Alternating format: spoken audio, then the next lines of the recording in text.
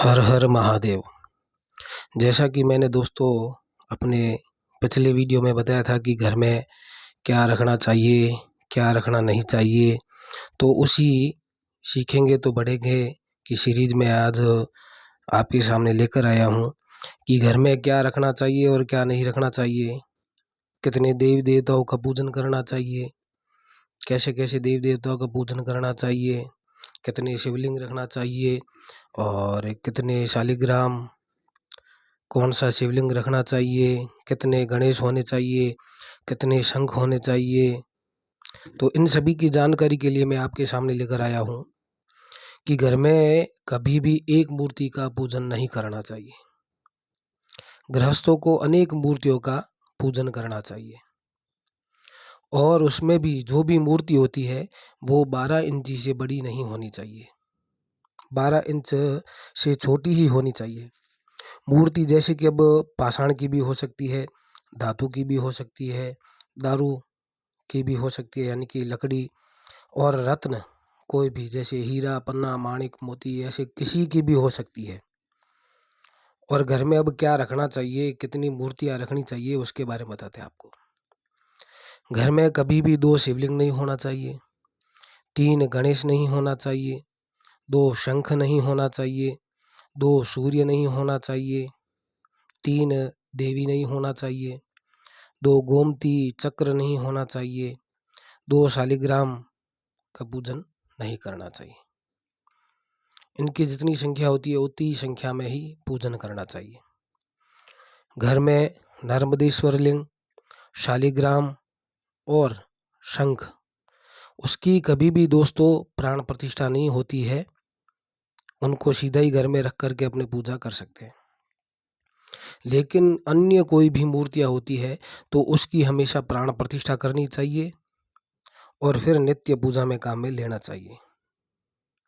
शिव और सूर्य के पूजन में कभी भी शंख का जड़ काम में लेना नहीं चाहिए।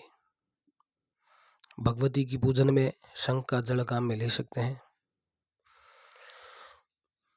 घंटा हमेशा अपने बाईं तरफ, घी का दीपक बाईं तरफ, तेल का दीपक दाईं तरफ, धूप दाईं तरफ रखने चाहिए। स्नान के समय देवताओं को कभी भी दोस्तों अंगूठे से कभी भी मलना नहीं चाहिए। कुशा के अग्रभाग से देवताओं को जल नहीं चढ़ाना चाहिए। देवताओं के बाद 3 पितरों के लिए एक बार अक्षत चावल धो करके चढ़ाने चाहिए। अब कौन से देवताओं को क्या चढ़ाना चाहिए उसके बारे में बताते हैं आपको।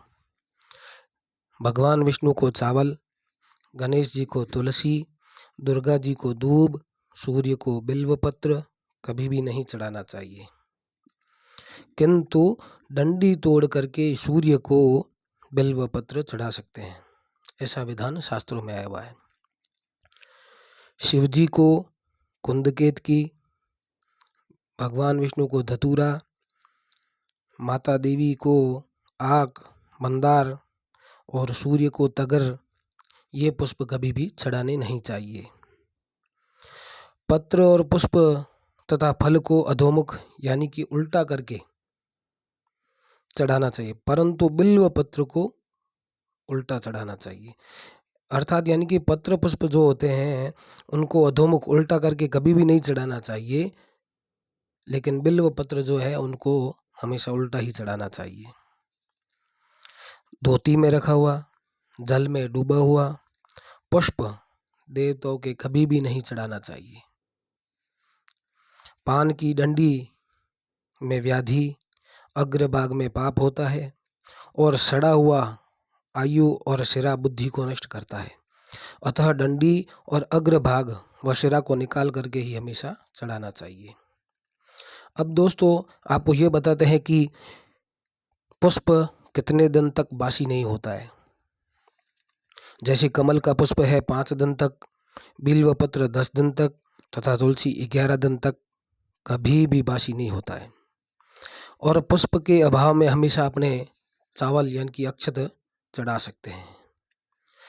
तो दोस्तों कैसी लगी ये जानकारी आपको, कमेंट में लिखकर मेरे को बतावें। मेरे चैनल को लाइक और सब्सक्राइब करें ताकि मेरे को और भी आपको आगे से आगे ज़्यादा से ज़्यादा जानकारी देने में मज़ा आवे, आनंद आवे।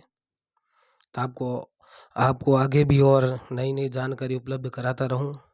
इसी के साथ हर हर महादेव।